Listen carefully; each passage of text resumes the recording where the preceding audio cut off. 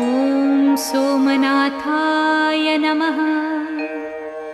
ॐ मल्लिकार्जुनाय नमः। ॐ महाकालेश्वराय नमः। ॐ ओंकारेश्वराय नमः। ॐ वैद्यनाथाय नमः।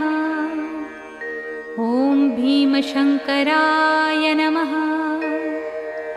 ॐ रामेश्वराय नमः। ॐ नागेश्वराय नमः। ॐ विश्वेश्वराय नमः। ॐ त्र्यंबकेश्वराय नमः। ॐ केदारेश्वराय नमः। ॐ भुस्मेश्वराय नमः।